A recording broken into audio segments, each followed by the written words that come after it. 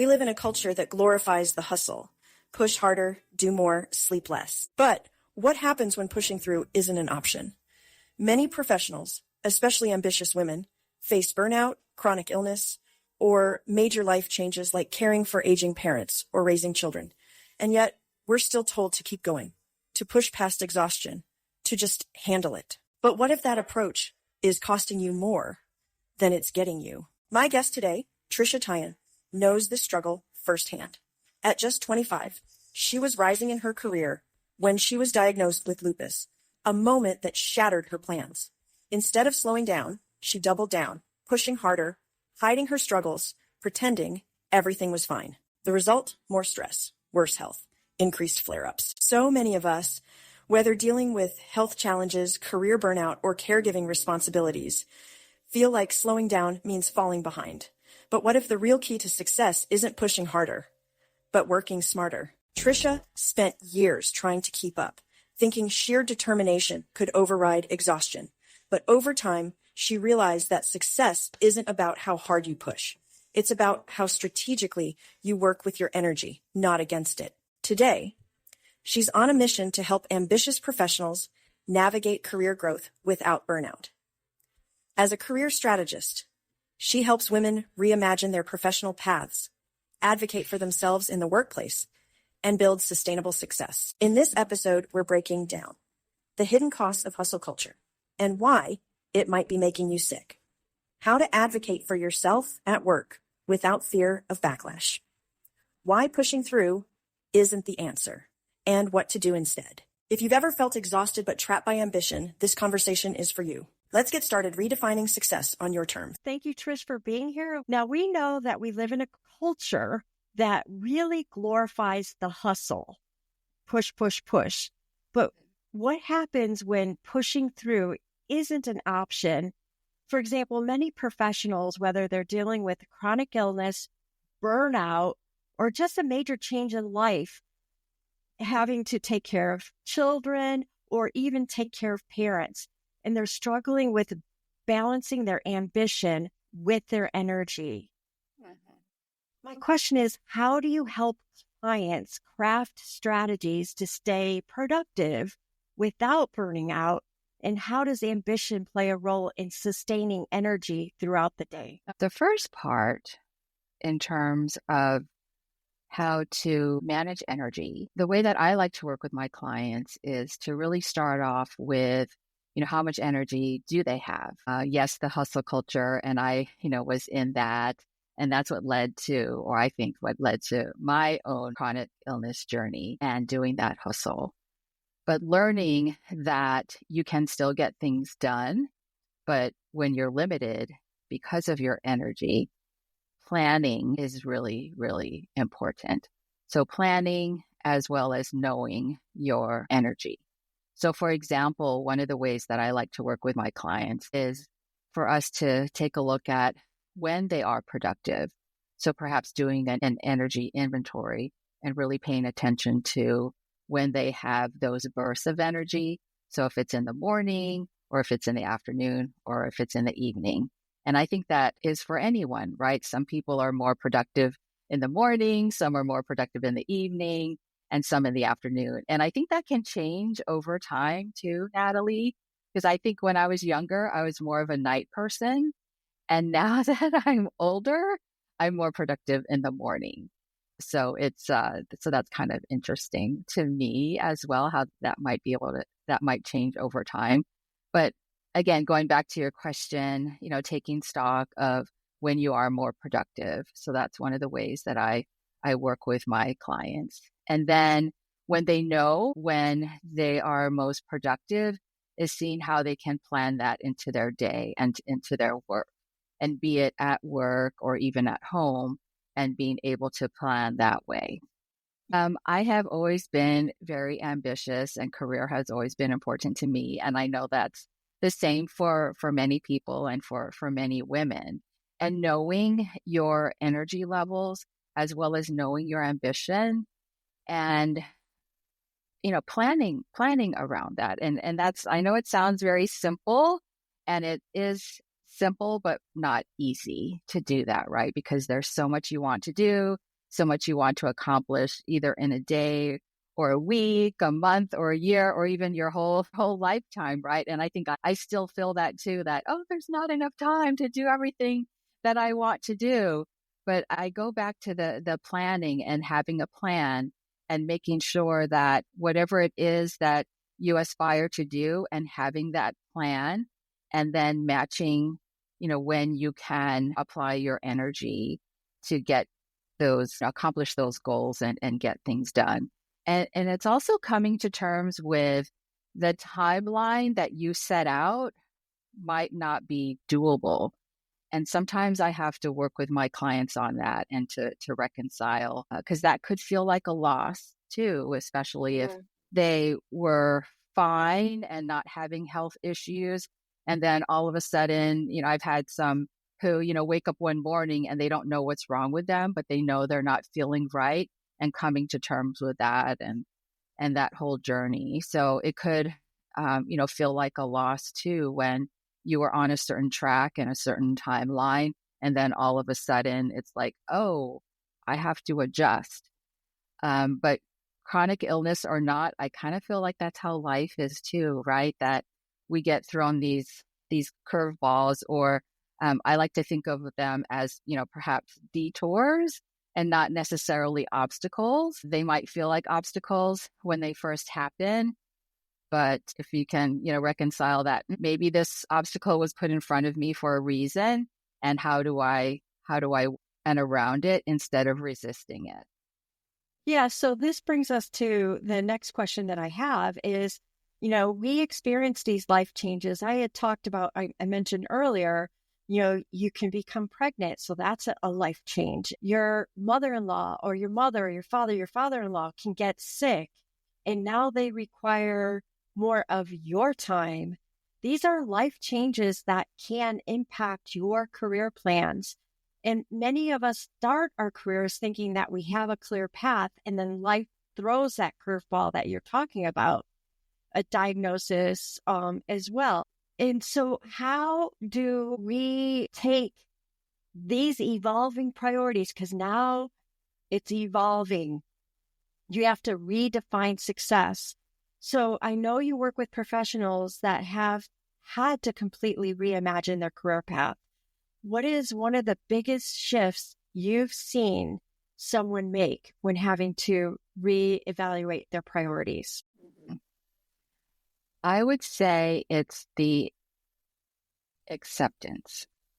And that's really hard to accept. When I've seen clients fight it and resist it, that causes more stress and it could cause more health issues. But coming to terms with, okay, this is the card, or this is the situation that is in front of me now, and helping them work through, okay, what's the new plan?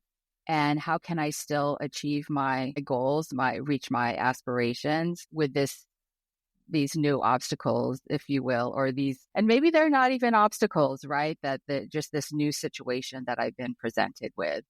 But, and then when I think about acceptance, right, and I think we've talked about this before in our accountability group, that, mindset, right, is so powerful for all of us. And even though this is so simple, and you might have even, talked about this in some of the other podcast episodes where, if you think you can't,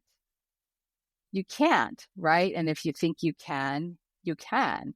So, and I think that's, again, goes along with the acceptance and, okay, this is my situation. And at first, again, it's going to feel like a loss, and, oh, how am I going to be able to deal with this? And you'll have to go through that process to reconcile. But I would say that's, overcoming that will help you move forward. Is there a specific example that's coming into your mind for your career where you've had to face a moment and then maybe let go of the old vision and create a new one? How did you work through it? Yeah, absolutely. Absolutely. So, my chronic illness journey started very early in my career. So I was about 25, so in my mid-20s, and I was just starting out in my career. And prior to being diagnosed, I had always been really active and with, extracurricular activities and, work and doing things outside of work, doing things with friends, family, building a home and things like that. And I started having these symptoms that being a young woman, I had no idea what they were. But after, several tests and doctor appointments, landed with a lupus diagnosis. And so that was, I would say, maybe the first curveball that hit me with interrupting, if you will, my career plan. And it took me years and years and years to accept that diagnosis, that I fought it. I had it in my head that I wasn't going to let this bring me down. I wasn't going to let this stop me in my career. So while I think that is good, the way that I went about it wasn't the most healthy way about it. So I pushed, you talked about, hustle culture, hustle, even way of working earlier. And as I mentioned earlier, that's what I did. And it was not healthy for me. And I believe that some of the flare-ups that I had was because I pushed and was stressed, and that was just not the way to go about doing it. So part of my passion is, helping others to still achieve their goals, but to go about it in a more healthy way and not the way that I went about it, because I learned over time that wasn't the way to do it. So it was really, sorry, go ahead. Yeah. So I was going to say, if you could go back in time and talk to yourself and say, hey, you need to be more healthy about this. What advice would you have given yourself? What concrete steps do you think that you would say to your past self? Yeah. I would definitely say that if you are not feeling well, don't push. Don't push. I would wake up in the morning and feel like, okay, I have all these things that I need to get done at work, and I don't want to let anybody down. I don't want anyone to know that I'm not feeling well. I need to put on, my professional face, and I need to go at it. And now I wouldn't do that. And I would tell if I could go back, I would replay that and listen to my body. So that's the other thing I would say is listen to your body, because your body has a way of telling you time out, and you really need to listen to that. And I ignored that for so long and for so many years. And I think that was another factor to all of the flare-ups that I had throughout my adult life and my career. So those two things I think are really important that I would say to her. Yeah. So as you mentioned before, you and I are in an accountability group. We've been together for 4 years. You, myself, and Mariette and Kara, who's been on this podcast. And there are times when we use hustle energy and then we show up to our accountability meeting not feeling well. And you're there to say, hey, you've got to listen to your body. But the other message that you have for us is you talk about some of the things that we can do or say to master the art of self-advocacy at work. And so many of us struggle to ask for what we need at work, whether it's flexibility, a raise, better opportunity. We feel like we're being difficult. Can you talk a little bit about what you would say to your younger self about talking to people at work about how you're feeling? Absolutely. Absolutely. And this is something that I wish so much that I had done when I was younger, because I did do it when I got older and thought, what's the risk? But when I was younger, I had so many thoughts in my head about worried about what people thought. I didn't want to be treated differently. I didn't want to be discriminated against. I didn't want to miss out on any opportunities because of what people might have thought of me. So I would say, first of all, don't worry about what others think, because that's just going to hold you back.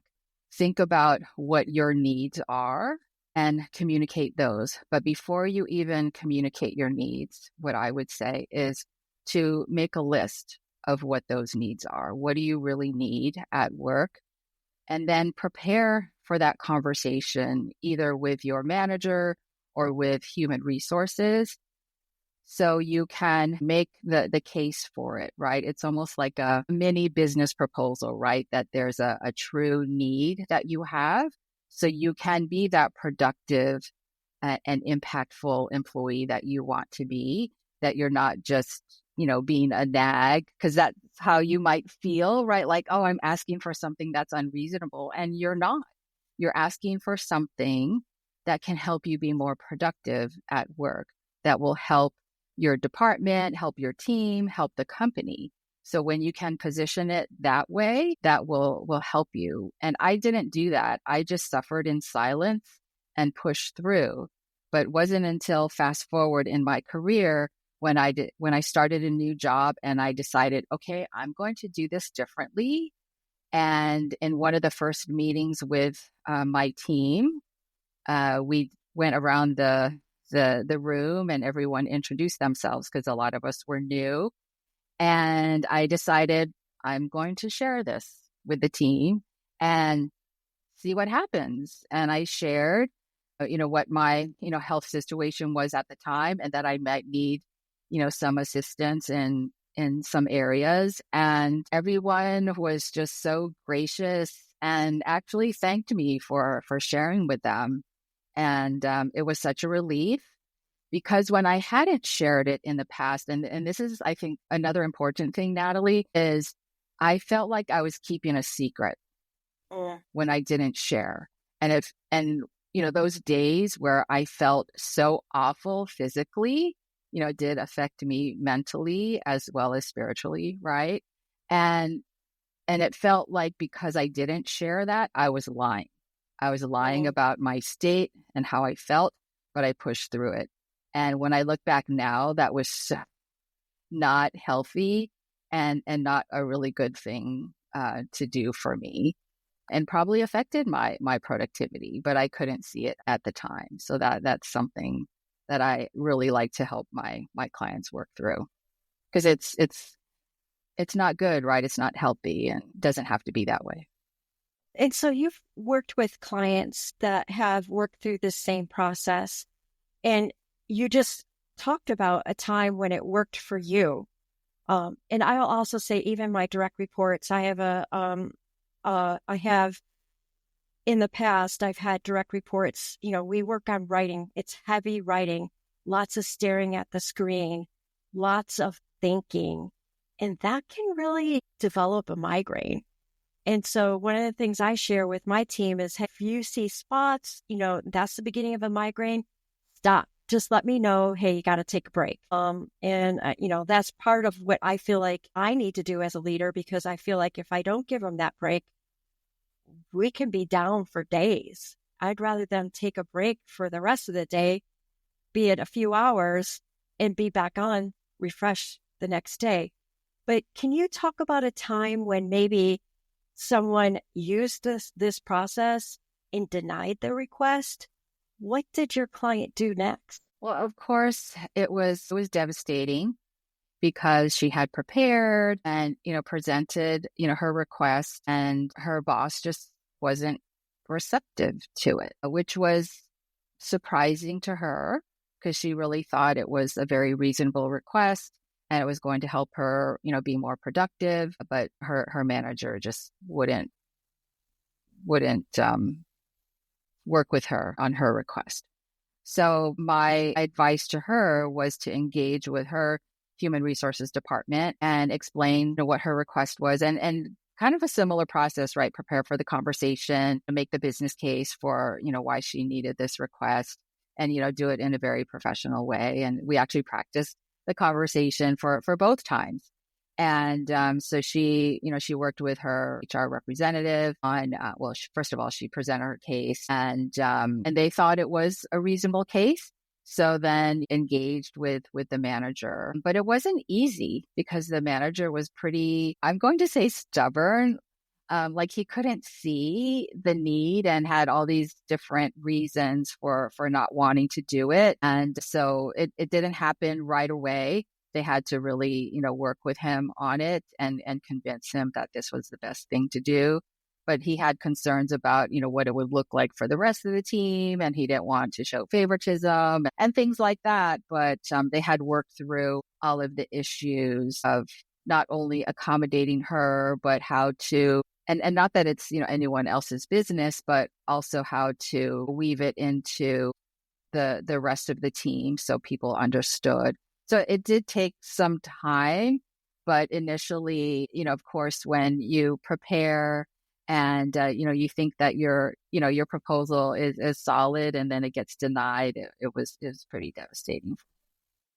I bet in the end, though, when everything worked out, she was super proud of herself and probably stronger because of it.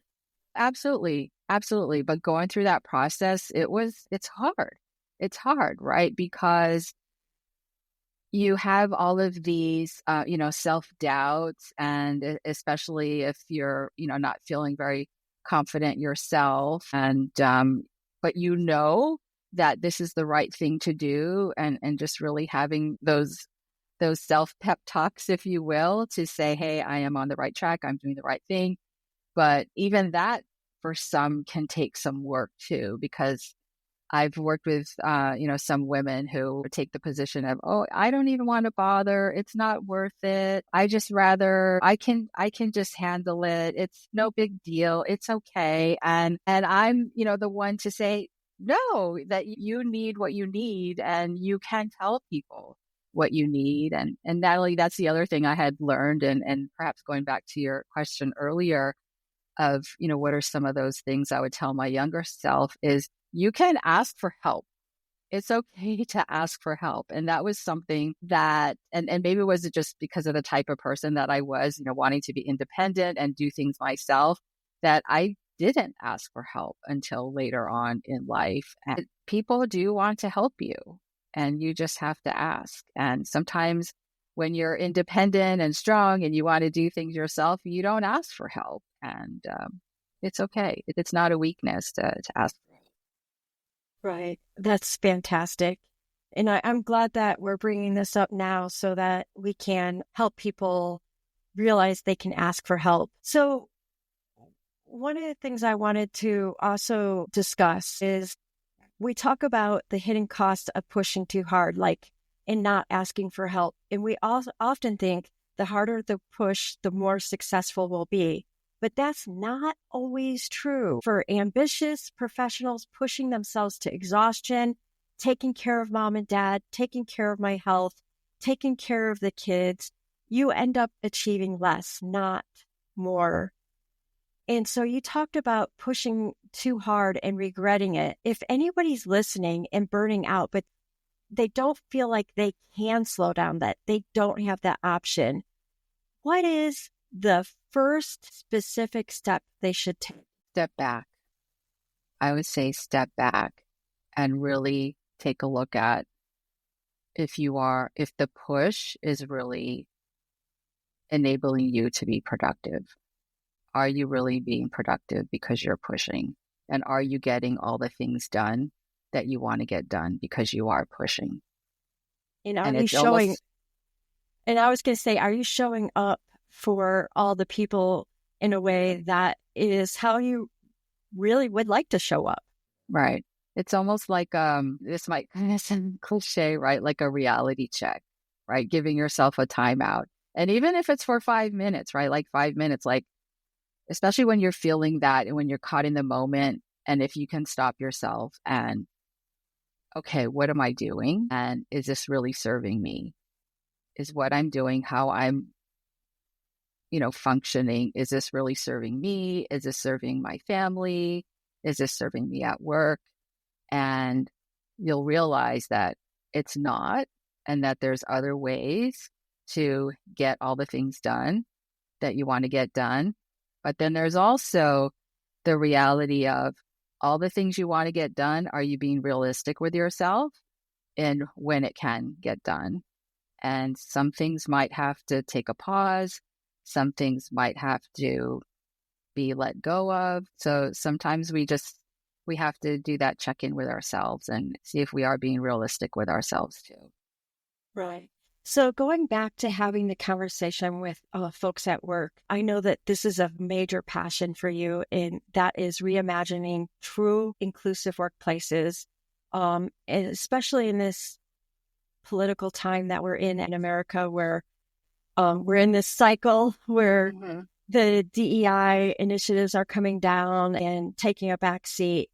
If companies truly support ambitious employees, and it doesn't matter if they're a woman or male, the person that they are, them, it doesn't matter if they have a chronic illness, it doesn't matter if they have caregiving responsibilities, but they do have some type of energy limitations. My question for you is, if you could design the ideal inclusive workplace, what would it look like? And what role do we as individuals have to play to make that a truly ideal, inclusive workplace? As far as what it would look like in my mind, it would be where a company would think of everything where there's barriers for employees. And what I mean by that is sometimes there are barriers, and they could be physical as well as non-physical barriers that companies don't even think of. So for example, I worked with someone who had a hard time, actually a couple of employees who had a hard time with stairs. And some of our buildings didn't have elevators, or if they did have elevators, they were freight elevators. So that was, a company not thinking about, people who either couldn't take stairs or maybe people who are in wheelchairs, and not making, accommodation for them. So that would be my, one of my, wishes, that any kind of barrier that prevents an employee from being productive would just not be anything that anyone would have to ask for.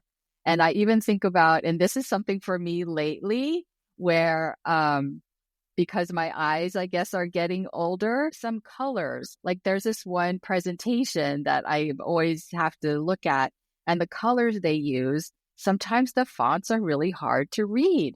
Mm-hmm. And I'm thinking, okay, maybe young eyes can read this, but I don't, vision impaired people might not be able to read this. And it doesn't have to do with age, right? Vision impairedness. So just thinking things like that, and if you're not experiencing it, you're not going to think about it, right? But if everyone aware of, okay, what might be the limitations that we're presenting here for someone, and just thinking about that. And I love when I used to work for a place where whenever and I've seen this in other places too, where if they have a meeting or a conference, right? And when you do the registration form, they'll ask you, right? Like one of the questions is, do you need any kind of accommodation? And I love when I see that, because to me, that shows that they are trying to be inclusive and making sure that they're mitigating any barriers for someone to be able to participate. So I would love to see that. And I would say, as far as what our role is to look out for those things and advocate either for ourselves or for others when we see things that, that's going to prevent someone from being able to participate fully. So I would say that is our role, that we all look out for each other and think about those things that might limit someone, including ourselves, from being fully present and fully participate. Kind of a funny story. I in one of my roles had a boss that was colorblind. And so it was funny when he would put together these Excel sheets, and he would highlight rows that we wanted to pay attention to in these bright colors, because it was what he can see. And then he would put it up there on the screen. And it was like we all had to step back. And I was like, wait, the colors just slapped me in the face. Hang on a second. I just have to get used to it. And I hadn't really thought about being colorblind at all. And so from that time forward, we had to go out and find these color palettes that for which colorblind people can actually see the colors. And we redid all of our data presentations using those colors. So I think that's a fine example of really taking a look at what are some of the obstacles someone can encounter when consuming your information. Yeah. That's a good Absolutely. one. Absolutely. Yeah. Well, before we sign off, I think that this is an incredibly powerful conversation because it's about advocating for yourself, knowing yourself, and having the confidence to say, hey, need some help here. What are some final thoughts you have? And for people that would love to work with you, how can they get a hold of you? So final thoughts, there's so many I have, but in the interest of time, I would say to give yourself grace is what really comes to mind. Again, going back to, earlier in our conversation and pushing. Yes, we push because there's so much we want to do. And we have this ambition. We have these goals that we want to achieve. And we think that we have to push and push and push to get them. And yes, there is, some degree of that, right? Because we have to take action to get things done. But be kind to yourself. Give yourself grace. Things don't have to be perfect. And, we might make mistakes, but just give yourself grace and it will happen for you. If you want it to happen and you're taking the action, it'll happen for you. I promise you it will happen. So I would say that is so important, just to be nice to yourself, treat yourself like you would treat your child or your best friend or, whoever you love. Treat yourself the same way with that same love and care. And then as far as, where people can find me right now, I would say the best place is LinkedIn. I'm actually redoing my website, so I won't share that. Maybe later on we can share it with your audience. But on LinkedIn, I'm Trisha Tyan. So it's just my name. And I think I am the only Trisha Tyan on LinkedIn, so folks can find me there. And if you want to email me, my email is pretty simple too. It's just trisha@trishatyan.com. And then Natalie, what I can also leave for you, and maybe you can put it in the show notes, the link to my calendar if folks want to chat. And I'd love to see how if they want some advice or see how I can help them. I'm happy to do that too. And then if it's okay, I'd like to give a little plug for something I'm working on right now. If that's okay, am launching, or at the time of this recording, I'm launching a new coaching program for professional women who are feeling stuck in their careers and really ready to land that dream job. And I'm happy to chat with anyone about that who'd like to hear more about it. And if they can schedule time or send me an email too about that. And I'd love to tell them more about it. Excellent. Thank you so much. And we'll have that all in the show notes. Appreciate your time. And likewise. We will carry on and with our empowerment group and keep marching forward. Yes. Thank you, Natalie. We live in a world that tells us to push harder, work longer, and ignore the warning signs.